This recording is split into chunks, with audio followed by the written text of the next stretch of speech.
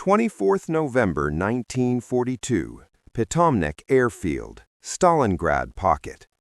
General Friedrich Paulus stood in the freezing wind outside his makeshift headquarters, watching Luftwaffe Junkers Ju-52 transports struggle through the gray sky, their engines straining against the Siberian cold. Behind him, stretched across 30 miles of frozen steppe, lay the entire German Sixth Army, 290,000 men, now completely encircled by Soviet forces. The trap had closed just yesterday at Kalach, and his officers were unanimous. Break out immediately, abandon Stalingrad, fight westward while a corridor still existed. It was their only chance. Paulus had drafted the breakout order, Operation Thunderclap, and waited only for authorization from Berlin. Then came the radio message that would seal the fate of an entire army. Hitler's response was 3 words that echoed like a death sentence: hold at Stalingrad. No retreat, no breakout. Stand and die if necessary.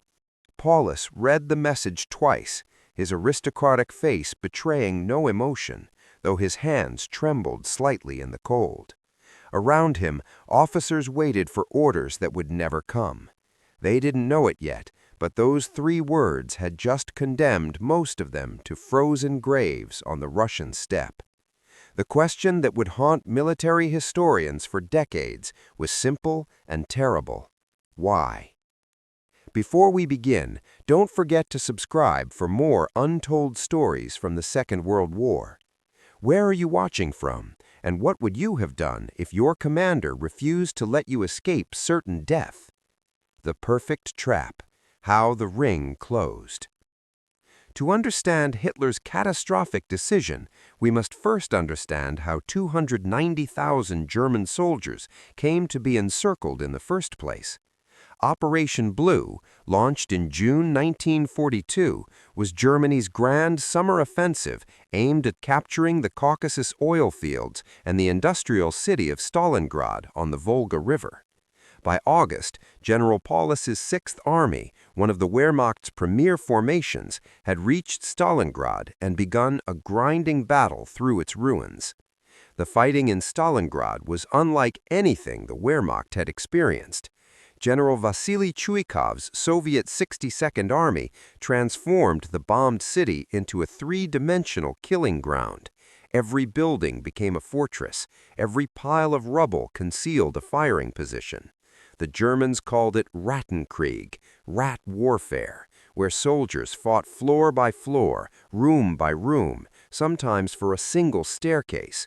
Combat occurred in sewers, basements, upper stories, and rooftops simultaneously. Snipers picked off officers. Close combat with grenades, bayonets, and entrenching tools became commonplace. By November, the Germans controlled 90% of Stalingrad, but that final 10%, clinging to narrow strips along the Volga's western bank, refused to yield. More critically, the long flanks of the German salient were held by Romanian, Hungarian, and Italian armies, poorly equipped satellite forces with inadequate anti-tank weapons and questionable morale. Soviet High Command, under General Georgy Chuikov's brilliant planning, recognized this vulnerability and prepared Operation Uranus, a massive double envelopment. At 0730 hours on 19th November 1942, over 3,500 Soviet guns erupted along the northern shoulder held by the Romanian Third Army. The barrage lasted 80 minutes, a wall of steel that obliterated defensive positions. Then came the tanks, hundreds of T-34s and T-70s surging through fog and snow. The Romanian front collapsed within hours. The next day, the southern pincer struck with equal fury. Soviet mechanized columns raced westward, bypassing strongpoints, driving deep into the German rear. On 23rd November, at approximately 1600 hours, Soviet forces met near Kalach on the Don, 40 miles west of Stalingrad. The ring closed. Inside, the entire Sixth Army, elements of the 4th Panzer Army, 2 Romanian divisions and support units, roughly 290,000 men trapped in a pocket measuring about 300 kilometers in circumference. It was the largest operational encirclement in military history. Paulus's first reaction was immediate and correct: request permission to break out. His signal to Army Group headquarters was urgent and clear. The 6th Army had perhaps 72 hours to force an escape corridor westward before Soviet forces consolidated their positions. Every hour of delay meant Soviet reinforcements strengthening the ring, digging anti-tank ditches, laying minefields, positioning artillery. The tactical situation was desperate, but not yet hopeless. A fighting breakout toward the southwest, abandoning heavy equipment and wounded who couldn't travel, could save perhaps 200,000 men. It would mean losing Stalingrad, losing the strategic gains of 6 months, but it would preserve an army. Hitler's response came swiftly. Hold at Stalingrad. Form a hedgehog defense. Supplies will be delivered by air. Relief forces are being assembled. Do not abandon your positions under no circumstances. The Guring delusion. Promises of air supply. Hitler's decision to forbid the breakout rested on a single catastrophic miscalculation: Reichsmarshal Hermann Göring's promise that the Luftwaffe could supply the pocket by air.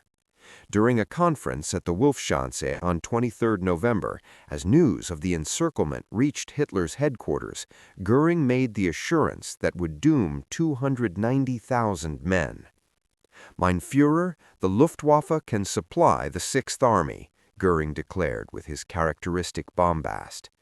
He cited the successful airlift to encircle German forces at Demyansk earlier in 1942, where approximately 100,000 troops had been supplied for several months. If it worked at Demyansk, why not Stalingrad? What Göring either didn't know or chose to ignore were the brutal mathematical realities. The 6th Army required approximately 750 tons of supplies daily: food, ammunition, fuel, medical supplies, and winter clothing to survive as a fighting force. Even a bare-bones survival minimum required 500 tons per day. Demyansk, by comparison, had involved far fewer troops supplied over shorter distances, in better weather, with less enemy interference. Luftwaffe Chief of Staff Hans Jaschonek and Transport Fleet Commander Fritz Morzik both protested that such an airlift was impossible. The numbers didn't work. The weather was deteriorating. Soviet fighters and anti-aircraft guns controlled the airspace. The pocket had only a few makeshift airstrips. But Göring, addicted to morphine and desperate to maintain Hitler's favor, overruled them. He promised 500 tons daily, still insufficient, but he assured Hitler it would suffice until relief forces broke through. Hitler seized on this promise because it solved an impossible problem. Abandoning Stalingrad meant abandoning the entire strategic rationale for Operation Blue. It meant admitting that 6 months of offensive operations, tens of thousands of casualties, and vast expenditures of fuel and ammunition had been for nothing. Worse, retreating from Stalingrad would likely mean abandoning the Caucasus campaign entirely, as Army Group A would have its northern flank exposed. The entire southern front could collapse. But there were deeper psychological factors at work in Hitler's mind, factors that transcended rational military calculation. Hitler's obsession: ideology over reality. To understand why Hitler refused to authorize the breakout, we must examine his worldview, a toxic mixture of ideology, hubris, and magical thinking that increasingly divorced him from military reality. First, there was the symbolism. Stalingrad bore Stalin's name. In Hitler's mind, the battle had transcended tactical objectives and become a personal duel between himself and the Soviet dictator. Abandoning the city would represent not merely a military setback, but a personal defeat, an admission that Stalin's will had proven stronger than his own. Hitler's entire political career had been built on the mythology of his infallible will, his unique genius, his ability to overcome impossible odds through sheer determination. Retreat from Stalingrad would shatter that mythology. Second, Hitler had developed an almost pathological aversion to voluntary retreat. This stemmed partly from his First World War experience, where he believed Germany had been stabbed in the back by defeatists on the home front, rather than defeated militarily. Every retreat, in Hitler's mind, was the first step towards collapse. His stand-fast orders during the winter crisis of 1941–42 outside Moscow, when he had forbidden retreats and ordered troops to hold at all costs, had arguably prevented a complete rout. That experience reinforced his belief that will alone could overcome material disadvantages. Third, Hitler had lost faith in his generals. The successful Soviet counteroffensive outside Moscow, the failure to capture Leningrad, the grinding battle in Stalingrad itself, all suggested to Hitler that his generals lacked the necessary fanaticism, that they were too ready to retreat, too willing to give up conquered territory. The breakout from Stalingrad would require abandoning the city and most heavy equipment, exactly the kind of defeatist thinking Hitler had come to despise. But perhaps most critically, Hitler had developed a delusional confidence in Germany's ability to overcome logistical reality through willpower. Throughout the Nazi system, there was a consistent pattern of ignoring material constraints in favor of ideological certainty. If the Führer willed something to happen, subordinates were expected to make it happen, regardless of practical obstacles. On 24 November, when Paulus sent another urgent message requesting permission to break out, Hitler's response was unequivocal. The Sixth Army will hold its positions despite the threat of temporary encirclement. Special orders regarding supply by air will follow. The decision was final. There would be no breakout, no retreat, no escape. The airlift that failed. Death from the sky. The Luftwaffe's attempt to supply the Stalingrad pocket began on 25 November and immediately encountered insurmountable problems. The primary transport aircraft, the Junkers Ju-52 trimotor, was a slow, lumbering design from the 1930s. Cruising speed of only 165 miles per hour, defensive armament of just 2 machine guns, no armor protection. These aircraft were being sent into hostile airspace controlled by Soviet fighters and ringed with anti-aircraft artillery. The pocket contained 3 main airfields, Pitomnik, Gumrak, and Stalingradsky. All were simply cleared areas of steppe, lacking proper runways, hangars, or facilities. As November turned to December, temperatures plummeted to -30 degrees Celsius. Snow and ice made the airstrips treacherous. The airlift that failed. Death from the sky. The Luftwaffe's attempt to supply the Stalingrad pocket began on 25 November and immediately encountered insurmountable problems. The primary transport aircraft, the Junkers Ju-52 trimotor, was a slow, lumbering design from the 1930s. Cruising speed of only 165 miles per hour, defensive armament of just 2 machine guns, no armor protection. These aircraft were being sent into hostile airspace controlled by Soviet fighters and ringed with anti-aircraft artillery. The pocket contained 3 main airfields, Pitomnik, Gumrak, and Stalingradsky. All were simply cleared areas of steppe, lacking proper runways, hangars, or facilities. As November turned to December, temperatures plummeted to -30 degrees Celsius. Snow and ice made the airstrips treacherous. Aircraft engines froze overnight and required hours of heating before they could start. Ground crews worked in conditions of unimaginable hardship. The crews themselves displayed extraordinary courage. They flew through blizzards that reduced visibility to zero, navigated by compass when landmarks disappeared under snow, landed on ice-covered strips barely long enough for their aircraft. Soviet Yak-1 and Lag-3 fighters prowled the air corridors, shooting down transports with ease. Anti-aircraft guns positioned around the pocket created a gauntlet of fire that every supply flight had to traverse. One Luftwaffe pilot later recalled, "We called it flying into the mouth of hell. You could see the tracers coming up like strings of pearls in the darkness. Aircraft ahead of you would suddenly explode or spiral down in flames. But you kept flying because you knew men on the ground were starving." The statistics were damning. The best single day of airlift operations delivered approximately 300 tons, less than half the minimum requirement. Most days saw far less. On some days, blizzards grounded the entire fleet and nothing got through. By mid-December, the Luftwaffe was losing aircraft faster than they could be replaced. Experienced crews were being killed, and their replacements lacked the skill to navigate the treacherous conditions.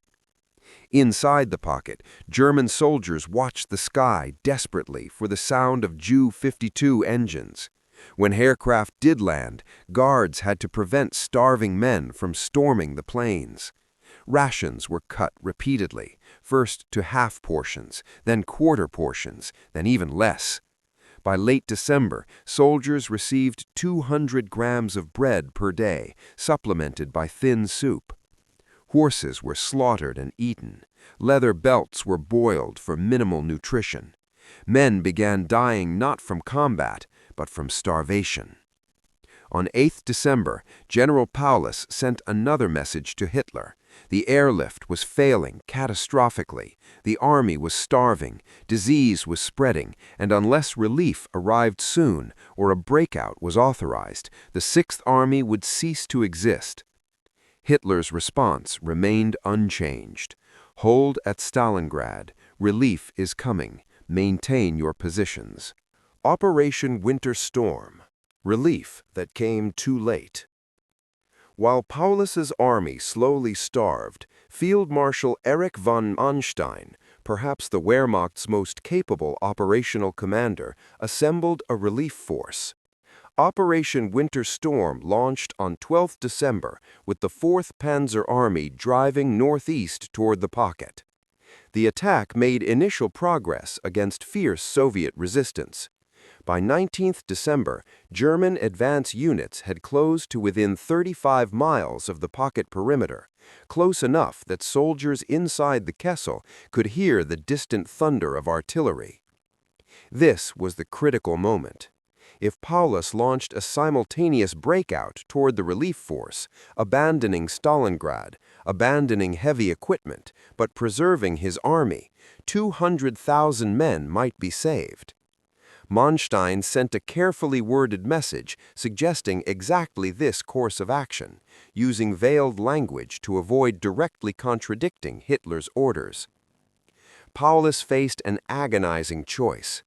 Breaking out without Hitler's authorization would constitute disobedience to direct orders, something his Prussian military background made almost unthinkable. It might also be interpreted as treason, with consequences for his family in Germany.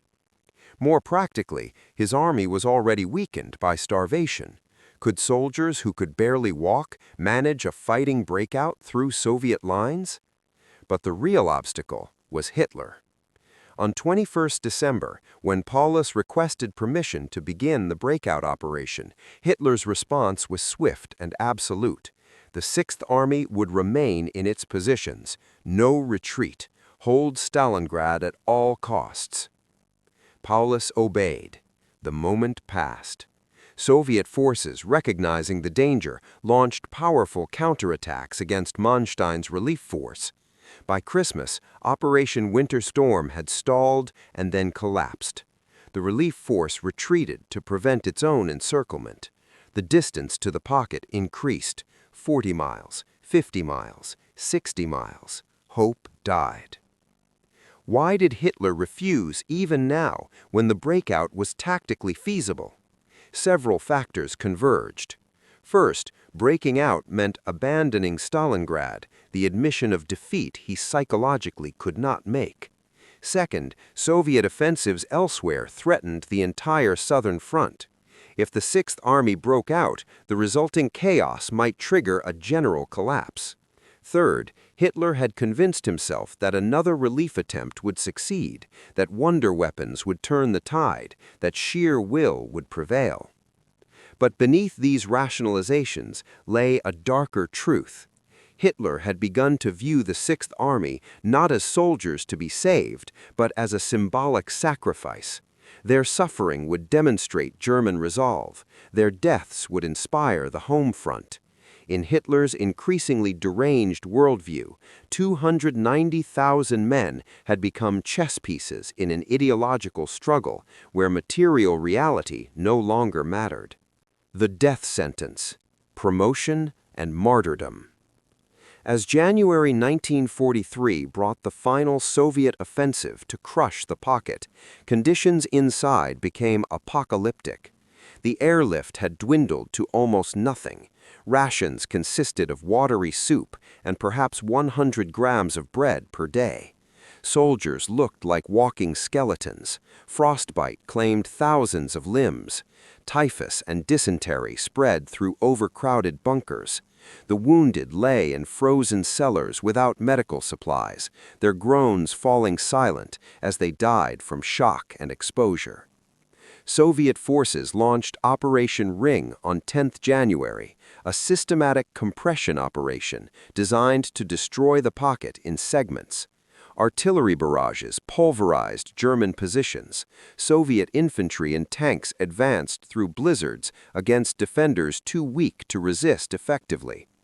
The pocket shrank day by day. Pitomnik airfield fell on 16th January, eliminating the last major landing strip.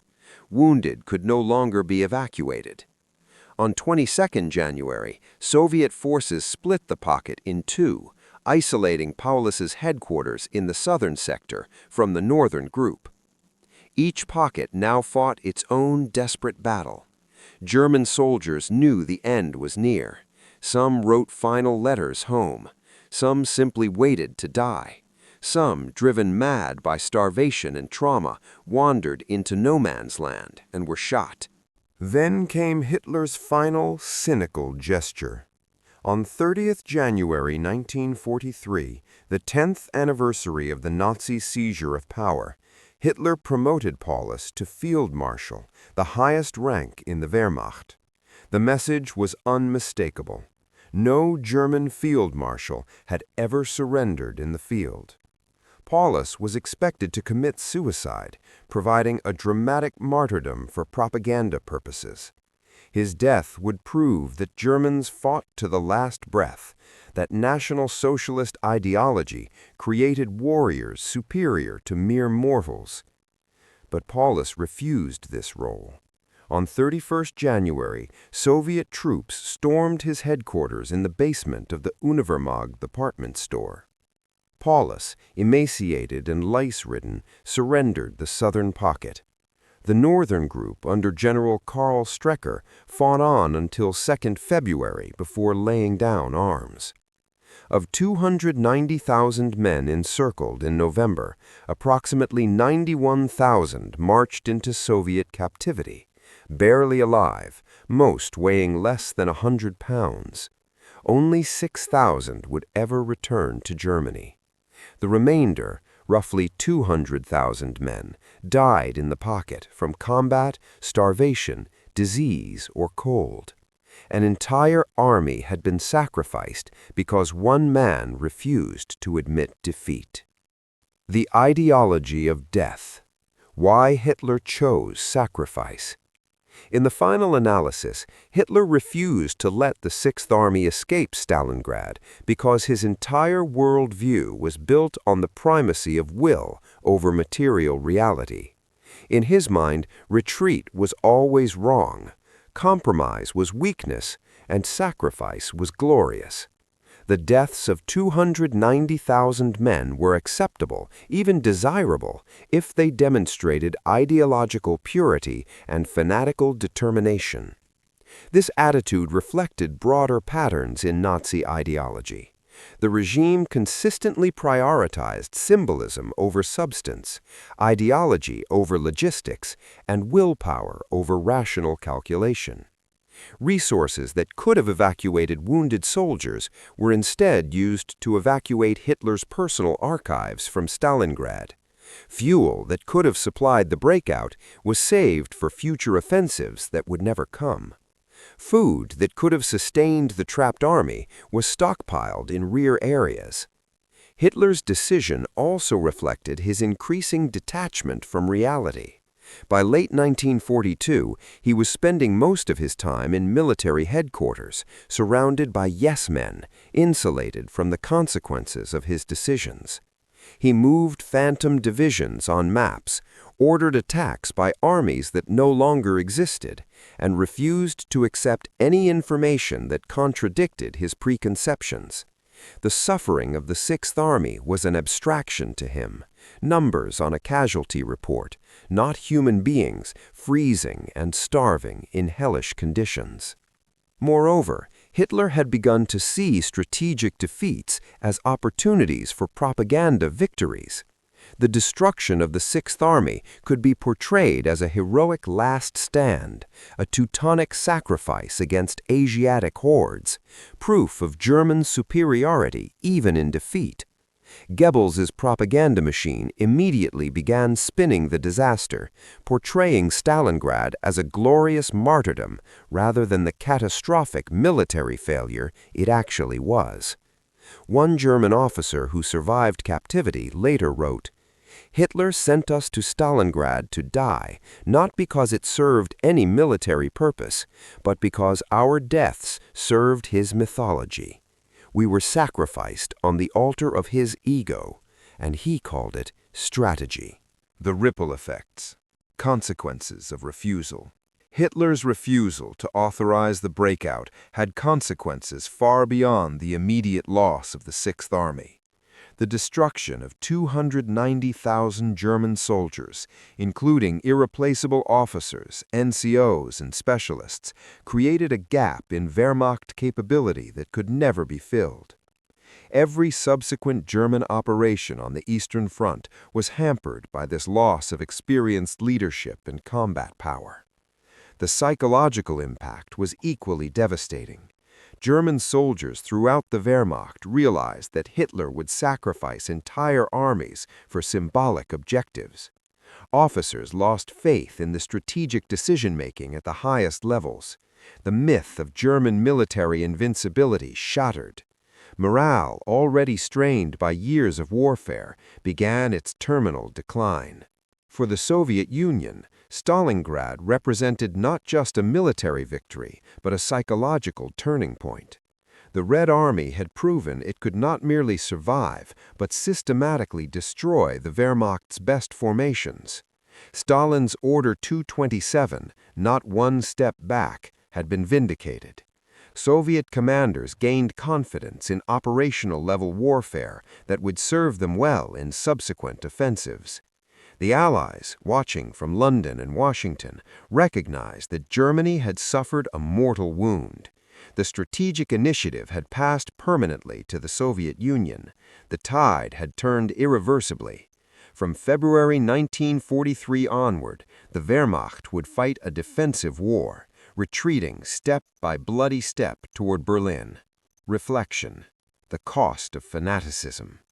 On that frozen November day when General Paulus received Hitler's order to halt at Stalingrad, the fate of 290,000 men was sealed, not by Soviet military prowess, formidable though it was, but by one man's refusal to accept reality, to admit error, to place the lives of his soldiers above his ideological obsessions.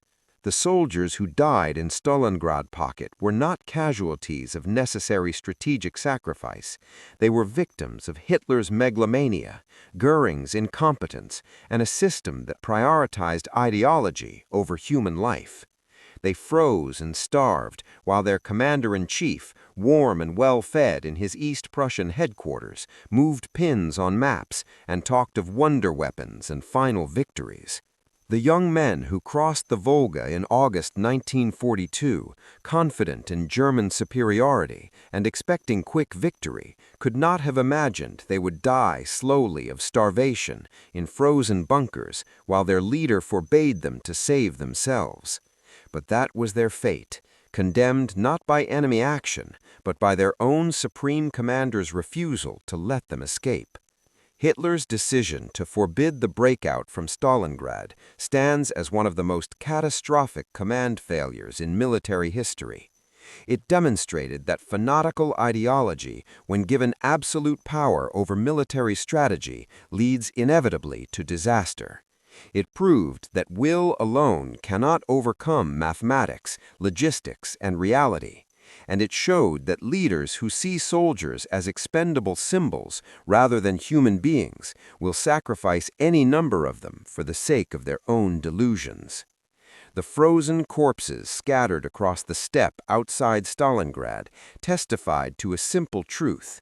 When ideology replaces reason in military decision-making, soldiers pay the price with their lives. In that basement headquarters at Potomnik, when General Paulus read Hitler's three-word death sentence, "Halt at Stalingrad," he knew what it meant. The officers around him knew. The soldiers shivering in their frozen positions knew. They would not be allowed to escape. They would not be relieved. They would stand and die because one man, hundreds of miles away, refused to admit that his strategy had failed. And die they did. 290,000 men, reduced to 91,000 living skeletons, then to 6,000 survivors. An entire army erased from existence because retreat was ideologically unacceptable, because symbolism mattered more than lives, because Hitler's ego could not tolerate the admission of defeat. Stalingrad was where the Wehrmacht learned that Hitler would sacrifice any number of soldiers for his delusions. It was where German soldiers realized that their lives meant nothing to the leader they had sworn to follow.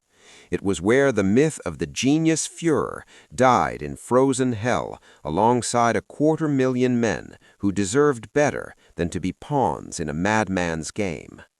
The question, why did Hitler refuse to let his army escape, has a simple answer.